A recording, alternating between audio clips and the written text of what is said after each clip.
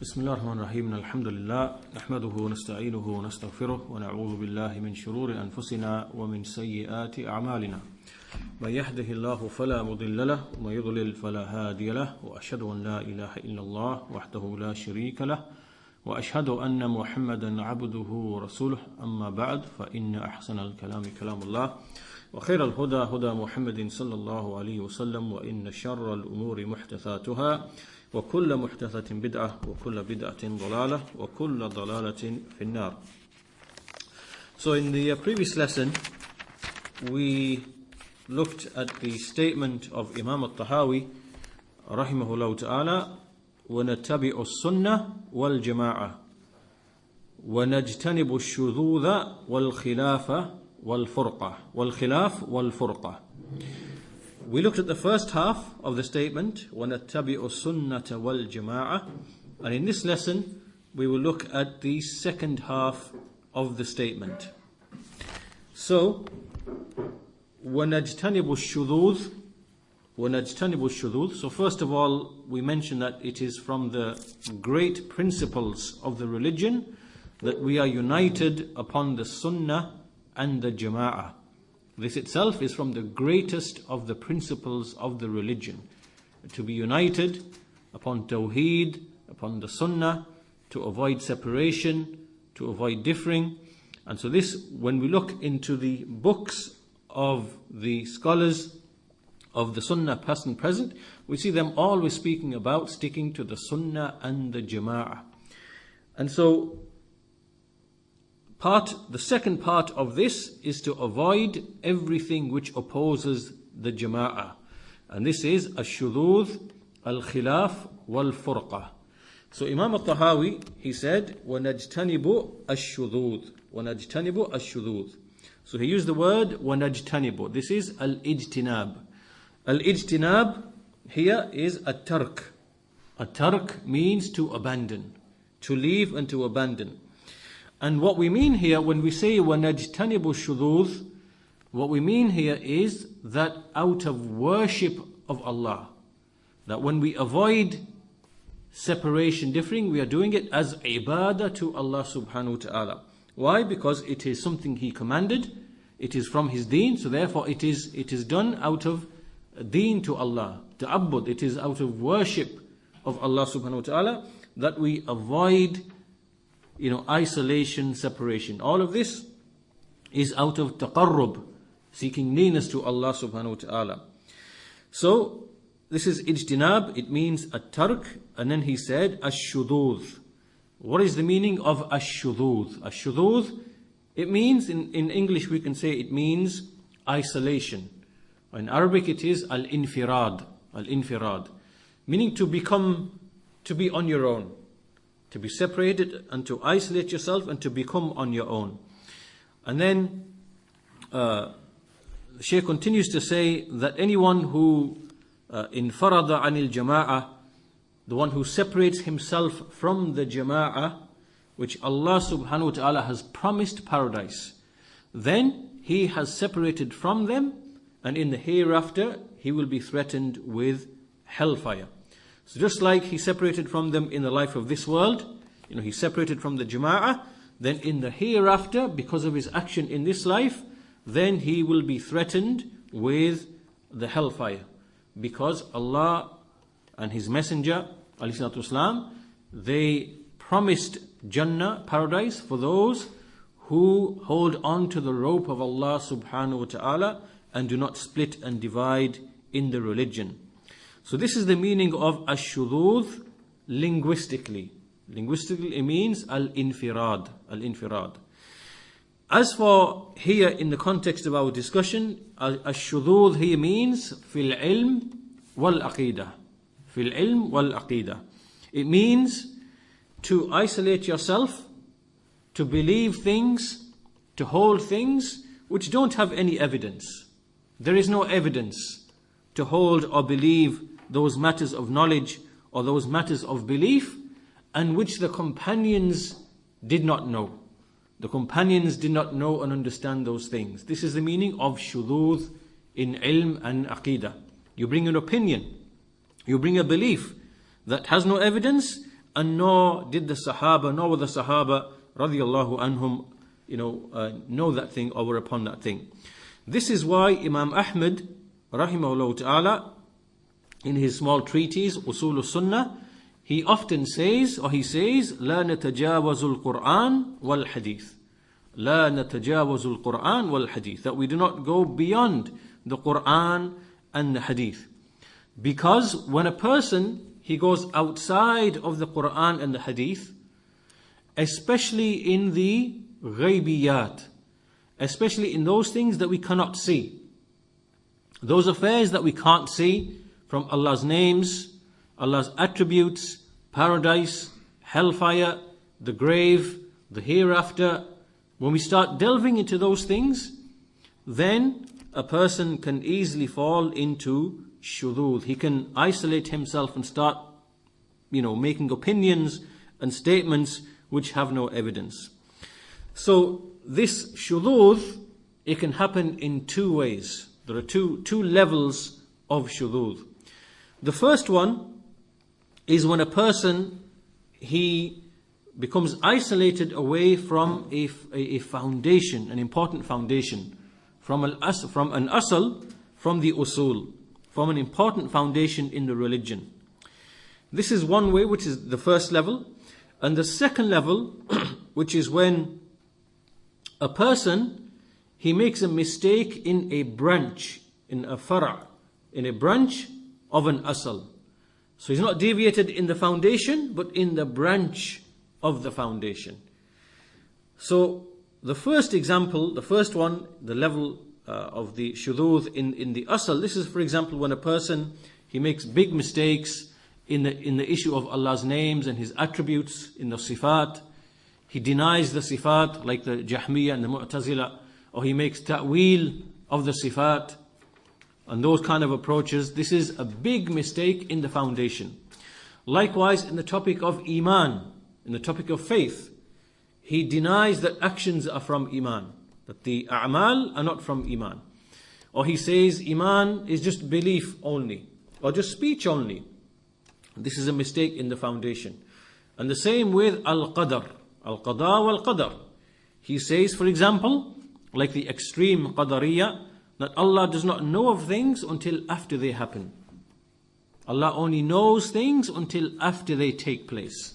So they deny the ilm of Allah subhanahu wa ta'ala. Or they say, Allah, He does not create the actions of the servants. We create our own actions. These are fundamental mistakes this is shudud, which is in the foundation of the religion. So anyone who makes a mistake in these types of issues, he cannot be from Ahlul Sunnati wal Jama'ah. He has left Ahlul Sunnati wal Jama'ah. The second level of mistake is when the mistake is in a branch of the foundation. For example, there are many scholars of the Sunnah in the past and also today, throughout the times, where they made a mistake in certain issues. So in principle, they were upon the principles of Ahlul Sunnah. But in one issue or two issues, or in an issue, they made a mistake. By way of example, some examples can be given here. The example given is the Imam Ibn Khuzaymah, rahimahullah ta'ala, one of the Imams of the Sunnah, and he fell into an error with respect to the hadith of the surah, the hadith which mentions the surah. He made an interpretation of that hadith, and so the scholars declared him to be in error, in mistake in that issue. And there are many other examples like this where a scholar of the Sunnah, he can make a mistake. Maybe he believes in an attribute which is not an attribute. Why? Because maybe he thinks a hadith is authentic, the hadith is not authentic. So he starts believing in certain attributes which do not befit Allah subhanahu wa ta'ala. So he falls into a mistake like this.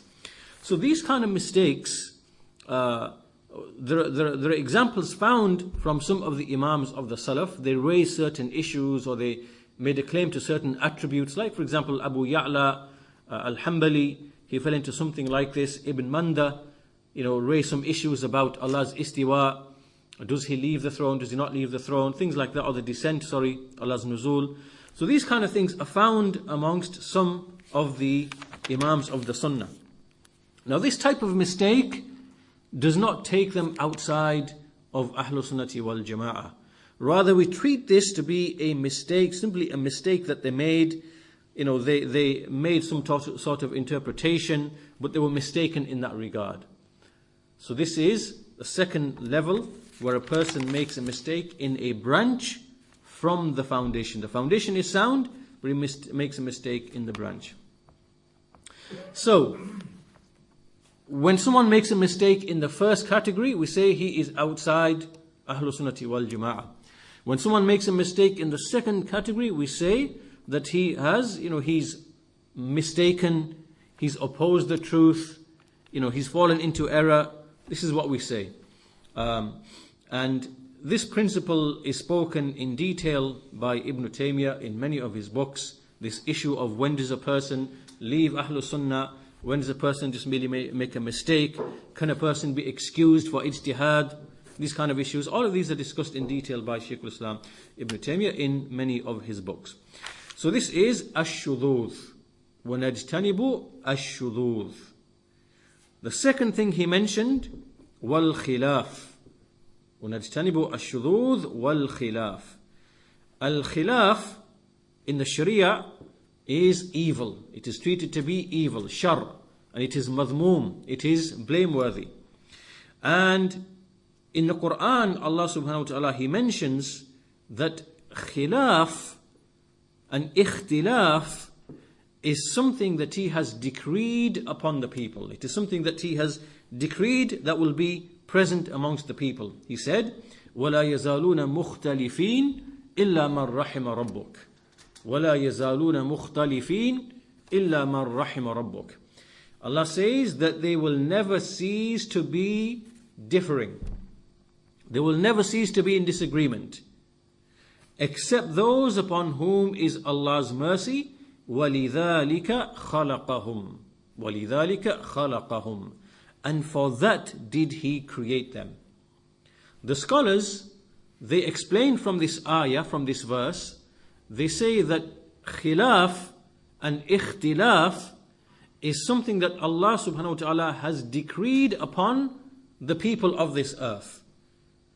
And this is so that He can test them and put them to trial. However, He made an exception, because He said, إِلَّا مَنْ رَحِمَ رَبُّكَ إِلَّا مَنْ رَحِمَ رَبُّكَ, except the one upon whom is Allah's mercy. And this means that the people of truth do not differ. They do not differ in each other, with each other. So this khilaf that is mentioned here, there are two types of khilaf. The khilaf in the ilmiyat. Ilmiyat, matters to do with knowledge, in ilm, in aqeedah. And then there is khilaf in the amaliyat. Amaliyat meaning the practical affairs, in the matters of worship, in the matters of ahkam and things of that nature. So the first type, the ikhtilaf in the ilm and aqeedah, this is similar to the shudhudh that we mentioned earlier on, where a person opposes an asl, a foundation from the foundations of Ahlul Sunnah. This then would take a person outside the fold of Ahlul Sunnati wal Jama'ah. And as for ikhtilaf in the amaliyat, in the practical affairs, in the practical issues, then there are a number of different types, which are like this. The first one is what we call ikhtilaf at-tanawwu'. Ikhtilaf at-tanawwu'. This means that when we look in the Sharia, we look in the Sunnah, we see that the Sunnah itself has come with different ways. To give an example, in the Salah, there are different ways a person can sit, for example, or there are different supplications, ad'iyah, that a person can recite, for example, at the beginning of the Salah, before the Fatiha, or at the end. These are all examples of variation, which the Sharia itself has come with. And it is not permissible to differ with each other, meaning that you fall out with each other on the basis of these things which the Sharia itself has come with a variation. This is what we call ikhtilaf at-tanawwu'. And an example of this is when some of the companions, they began disputing about the Quran, about reciting the Quran in different ways. Even though these ways were they'd been revealed upon the Prophet Muhammad sallallahu alaihi wasallam. So he, rebuked and told those companions off for disputing in an issue which should not be disputed. So this type is when the Sharia itself has come with variation. And the scholars refer to this as ikhtilaf at-tanawwu' or ikhtilaf at-tanawwu'. And the second type is what we call ikhtilaf at-tadad. This is the variation which is in conflict. It clashes. And this type of variation is not permissible. This is when we have a clear evidence that clashes with the Kitab and the Sunnah. Like, for example, you see that in some of the madhahib, in the Shafi'i madhab, for example, they believe that if you touch a woman, a female, your wudu is automatically, invalidated. And this is incorrect because the evidence proves it is incorrect from the practice of the Prophet ﷺ. And so here, when a person holds one view and the other person holds another view, this is ikhtilaf at-tadad, meaning that there is a clash and a contradiction. Both cannot be right. Only one is correct. So this type of differing, it is not permissible to have this type of differing. And this leads us to another third issue, and this shows the understanding of the companions, the understanding of the Sahaba, how they understood this principle of Sunnah and Jama'ah and not splitting and differing. Uthman radiyallahu anhu, he used to, when performing Hajj, he would go to Mina and he would pray 4 rak'ahs in Mina. So when you go to Mina, the Sunnah is to pray 2 rak'ahs. And Abdullah ibn Mas'ud radiyallahu anhu, he used to speak about this issue and used to say that the Sunnah the prayer in Mina is to reduce it down to 2 rak'ahs for the obligatory prayer. It is to shorten the prayer whilst you are in Mina. But Uthman radiyallahu anhu, he, from his ijtihad, he believed it to be 4, and he was wrong in that judgment. However, Ibn Mas'ud, when he prayed behind Uthman, he prayed behind him in 4 rak'ahs. He prayed behind him in 4 rak'ahs. And then it was said to Ibn Mas'ud, he said, you say that the Sunnah is rak'atan. You say that the Sunnah is to pray only 2. Yet you are praying 4 with Uthman. What was the response of Abdullah ibn Mas'ud? He said, al-khilaf shar. Al-khilaf shar. He said, differing is evil. And so this shows here the fiqh of Abdullah ibn Mas'ud, that even though he knew he was correct, he did not want this issue to escalate and to become a huge issue around which splitting and differing and things begin to appear, between the people. And this really shows the fiqh of Abdullah ibn Mas'ud radiyallahu anhu, even though he knew he was correct.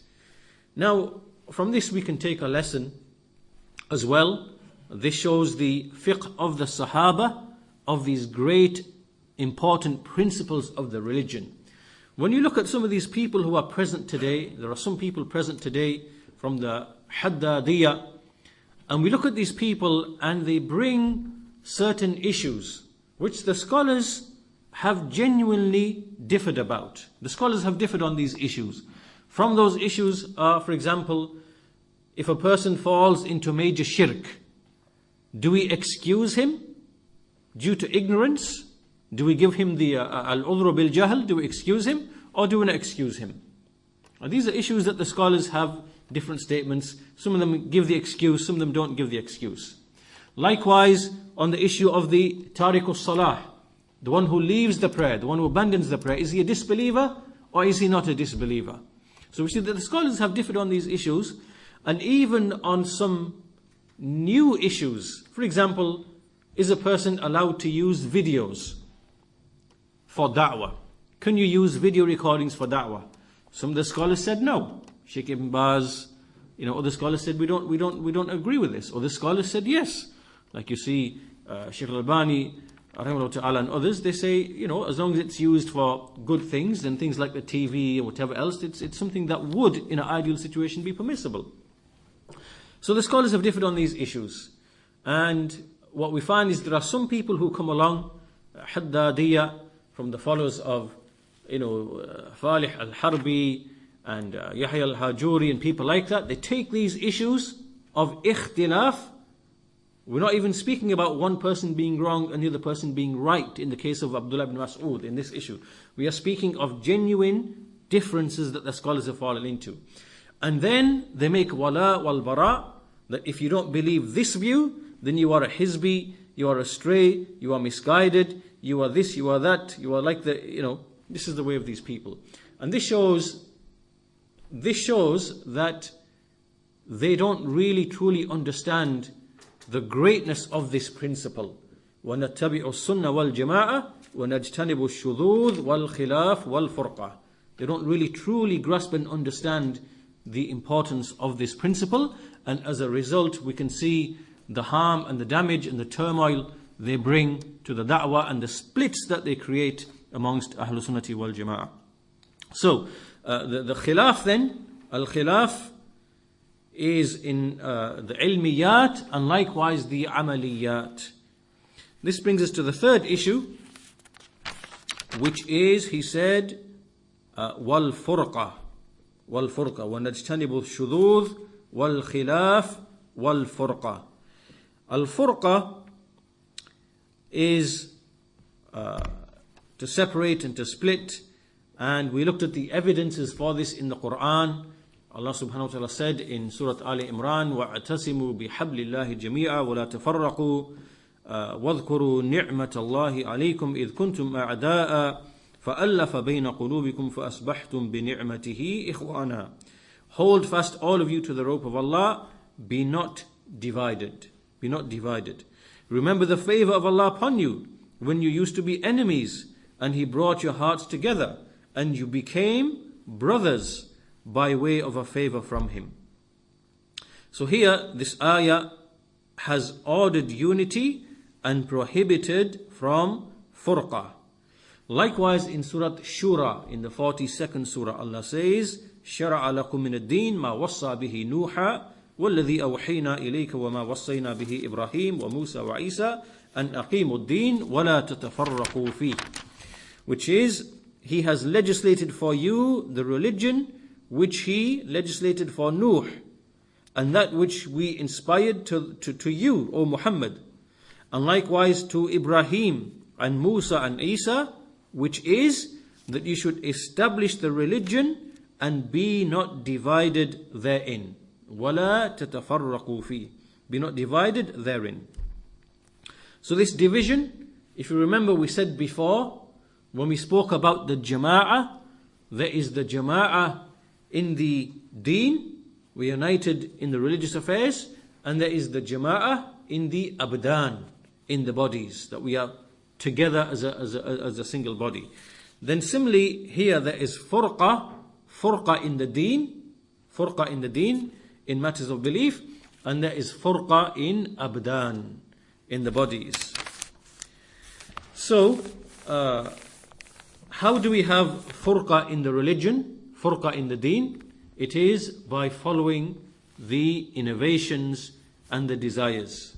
And this is what we see from those groups and those sects, from the Khawarij, the Qadariyah, the Murji'ah, and other than them, the Jahmiyyah, all of these sects which appeared because they left and abandoned the way of the Sahaba radiyallahu anhum. So this is a deviation on their behalf, and Allah subhanahu wa ta'ala, He describes these people in the Quran. He says, فَأَمَّا الَّذِينَ فِي قُلُوبِهِمْ زَيْغٌ فَيَتَّبِعُونَ مَا تَشَابَهَ مِنْهُ ابْتِغَاءَ الْفِتْنَةِ وَابْتِغَاءَ تَأْوِيلِهِ. here there's an important benefit from this verse.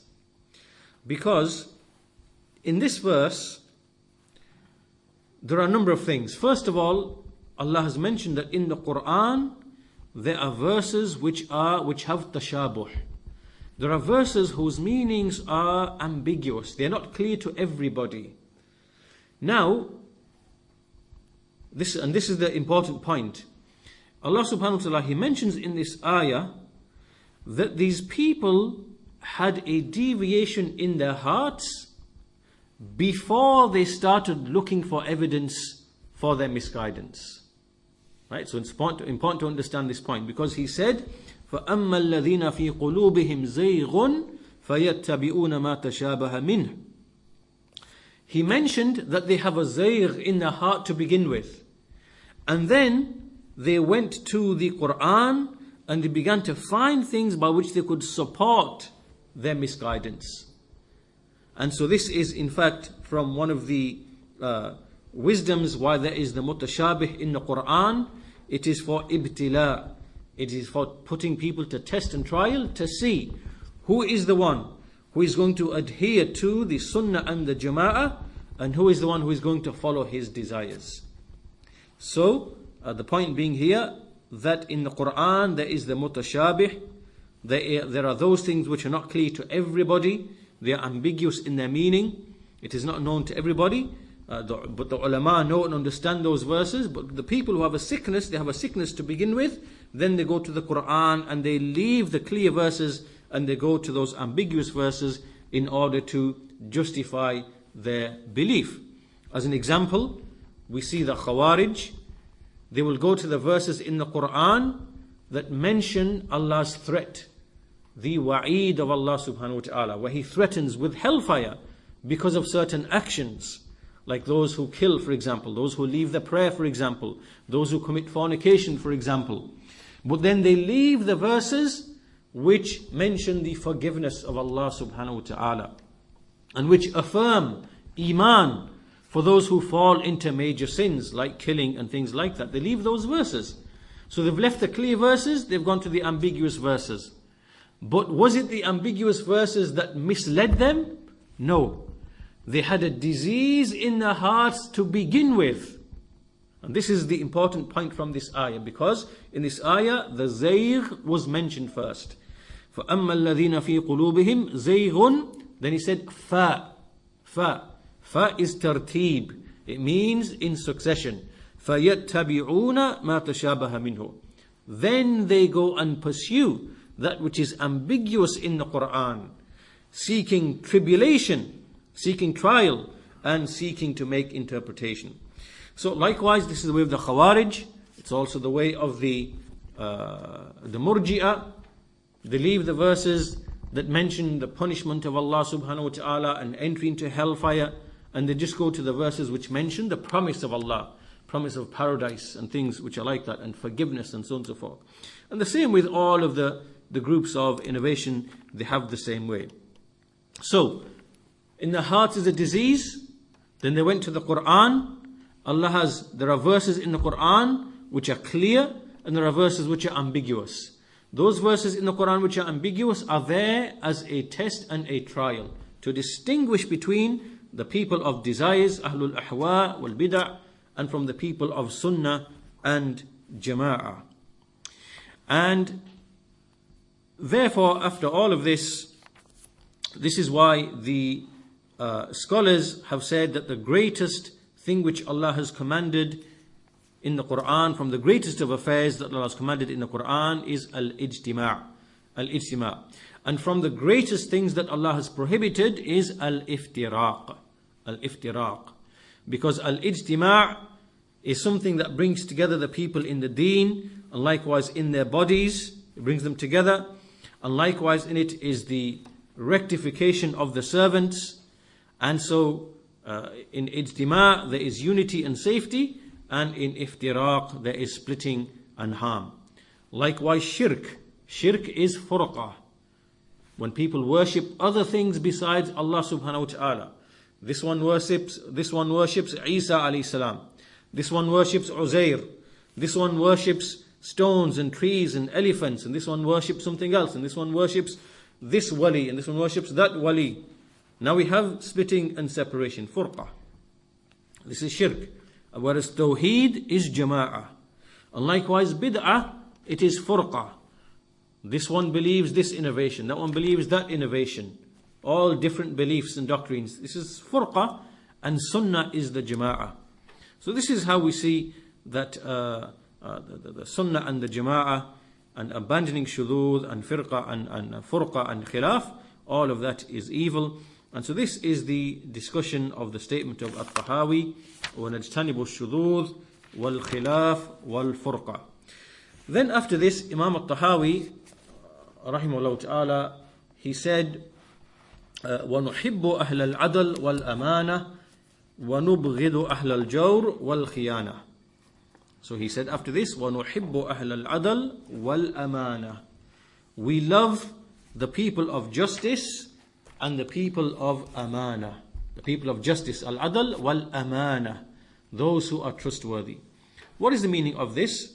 First we'll go to the explanation of Sheikh Zayd bin Hadi, rahimahullah ta'ala.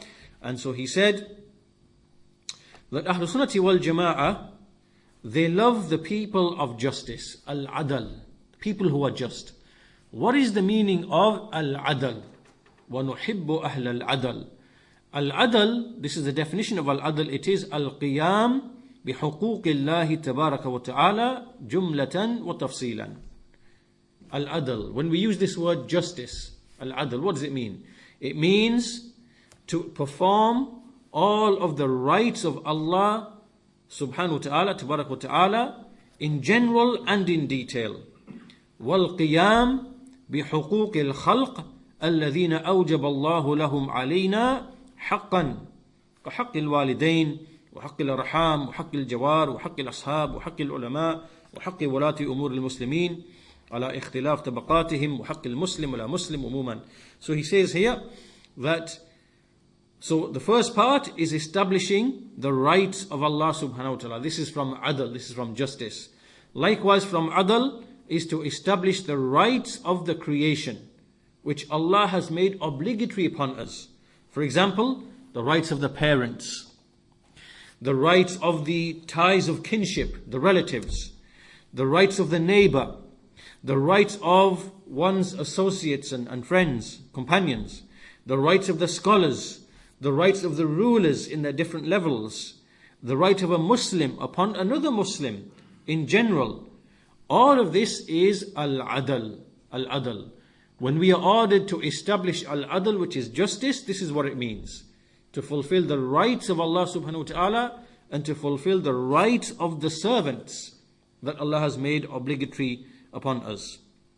And when a person establishes this adl, this is adl, when a person establishes adl, he should do it ihtisaban liwajhi Allahi yarju thawab Allah alladhi umira bihi. So he basically he does this for the face of Allah subhanahu wa ta'ala, and he seeks his reward from Allah subhanahu wa ta'ala, and this is what Allah has commanded in the Quran. He said, Inna Allah ya'muru bil adli wal ihsan. Inna Allah ya'muru bil adli wal ihsan. Indeed, Allah has commanded with al-adl. With al-adl, this is what is commanded. Wal ihsan, and with justice and with benevolence. He also said, وَأَقْسِطُوا وَأَقْسِطُوا, meaning, and be just. Inna Allah yuhibbul muqsitin. Indeed, Allah loves those who are just.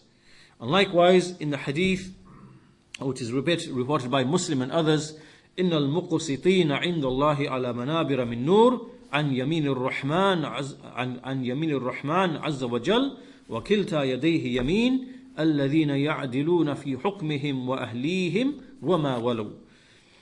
Which means, indeed, those who are just, who show justice, with Allah they will be upon pulpits of light, on the right side of Ar-Rahman, and both of his hands are right hands. Those who are just in their rulings and their judgments, and with respect to their families, and with respect to those whom they have power and authority over. So all of this is the command to establish al-adl, and this is the meaning of al-adl, as we've seen, to fulfill the rights of Allah and to fulfill the rights of the creation who have obligations. So when we establish this adl, it is upon the nahj, upon the methodology of the Messenger of Allah alayhi salatu wassalam. So a person has to fulfill this justice to the best of what he is able. And likewise, al-amana is that which is, held in trust. That which is held in trust. And so what is the amana? From the amana is the right of Allah subhanahu wa ta'ala. This is an amana. An amana is something that you are entrusted with. So the right of Allah, the rights of Allah are an amana. The rights of the servants, of His servants, they are an amana. Likewise, all of the Sharia obligations, the salah, the zakah, the hajj, the sawm, and all the other obligations, these are an amana. This is an amana upon everybody. So, this is why we see in the Quran, Allah subhanahu wa ta'ala, He said, إِنَّ اللَّهَ يَأْمُرُكُمْ أَن تُؤَدُّوا الْأَمَانَاتِ أَن تُؤَدُّوا الْأَمَانَاتِ إِلَىٰ أَهْلِهَا. Indeed, Allah commands you that you fulfill the trusts. You fulfill the trusts to whomever they belong. To whomever they belong. This is the amana and the amanat that Allah has put upon the people.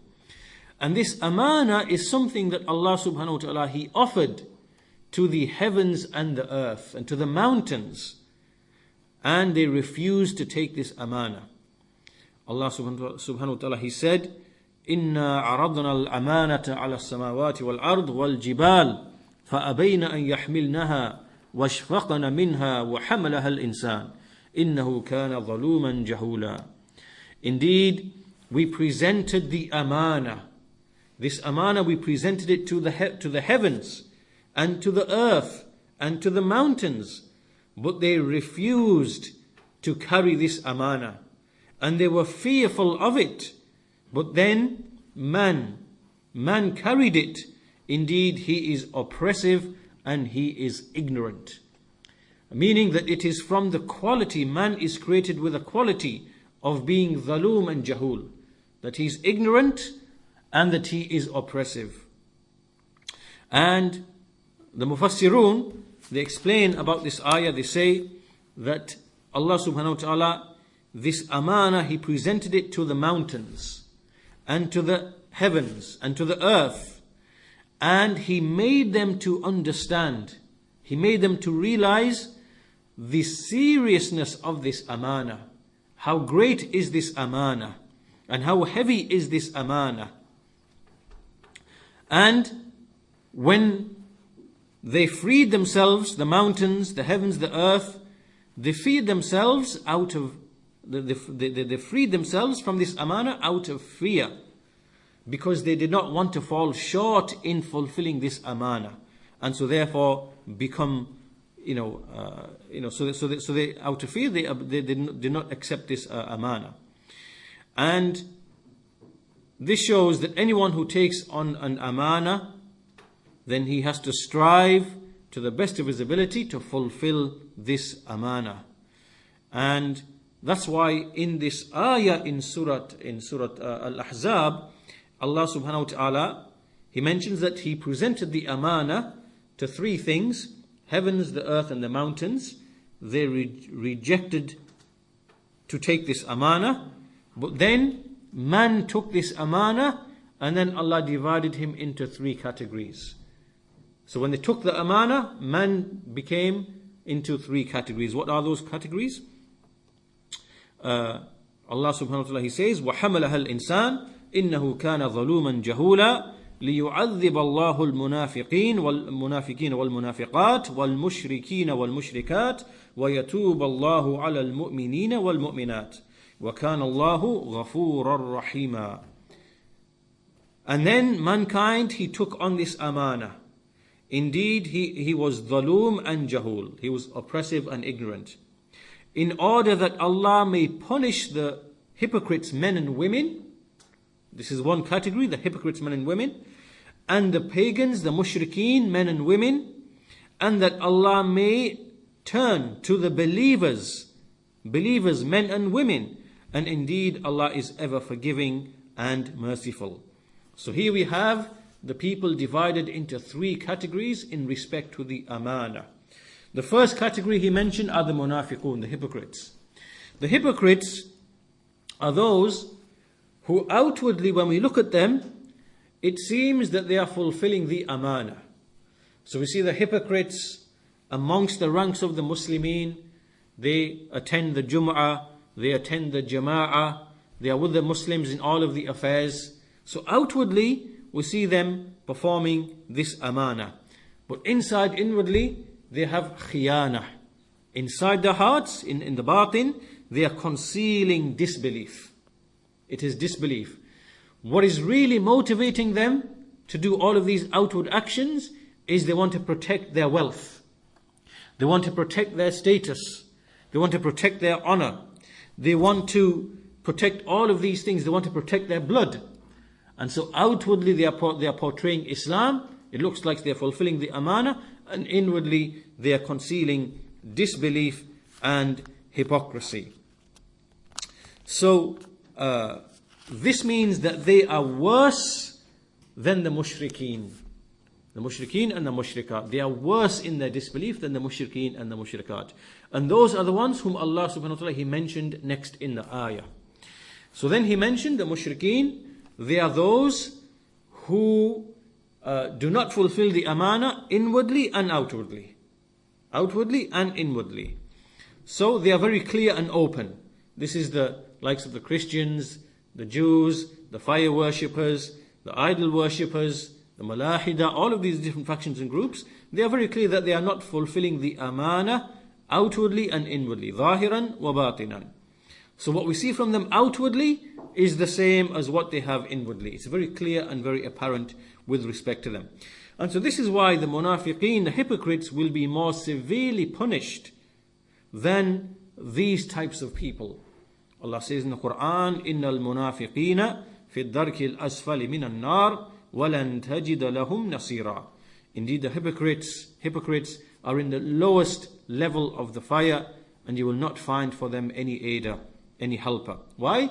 Because they were wavering, neither here nor there, neither in belief, neither in disbelief, moving from one to the other. That's why Allah describes them as mudhabdhabeen. Mudhabdhabeen bayna dhalik, wavering between this and between that. To the mushrikeen in one time, and to the neither here nor there. They're neither with this, neither with that one. They're in between. And also, as Allah says about them, يُخَادِئُونَ اللَّهَ وَالَّذِينَ آمَنُوا وَمَا يَخْضَعُونَ إِلَّا أَنفُسَهُم. That they try to deceive Allah and those who believe, but they deceive only themselves. And this leads us to the third and final category mentioned in this ayah, and they are the ones who are the mu'mineen, the mu'minat. They are the ones who establish the amana outwardly, so they perform the obligations, the outward obligations, the amanat, and inwardly they do so out of iman in Allah, His angels, His books, His messengers, al-qadr, the last day, out of iman in the affairs of the unseen. And they establish outwardly, you see the kalim of tawheed, the prayer, the fasting, the hajj, the zakah. And likewise we see from them seeking knowledge, commanding good, prohibiting evil, and all of the other outward actions that we see, which are from the amanat, giving nasiha to the Muslims, enjoining good, prohibiting evil. All of these things are from the amanat. And so we see that what we see from them outwardly is the same as what they have inwardly. So that is very clear and apparent with them. And so therefore Allah subhanahu wa ta'ala, as He mentions in the ayah, وَيَتُوبَ اللَّهُ عَلَى الْمُؤْمِنِينَ وَالْمُؤْمِنَاتِ وَكَانَ اللَّهُ غَفُورًا رَحِيمًا. That Allah may turn to the believing men and women, and indeed Allah is forgiving and merciful. So this is a summary of the Aqeedah of Ahlul Sunnah. وَنُحِبُّ أَهْلَ الْعَدْلِ وَالْأَمَانَةِ. This is from our Aqeedah, that we love the people of Adl. And of course the greatest of those who are from the people of Adl are the prophets and messengers. then after them the Sahaba radiallahu anhum, and then the inheritors of the prophets, the waratha, those who inherit the knowledge, the scholars, the ulama of Ahlus Sunnah wal Jama'ah. We love them because they are from the greatest of the people of Adl, and likewise from the people of Al-Amana. And we ourselves, we strive to be from the people of Adl and the people of Amana by fulfilling the rights of Allah and the rights of His servants, and fulfilling the amanat which Allah has given to us, as a trial and a test. This is the end of the speech of Sheikh Zayd Al-Madkhali, Hafidhahullah Ta'ala. We'll conclude our lesson here today, and we'll continue inshallah ta'ala with this sentence in the next lesson. Walhamdulillahi Rabbil Alameen, wa sallallahu ala nabiyyina Muhammad wa ala alihi wa sahbihi ajma'in.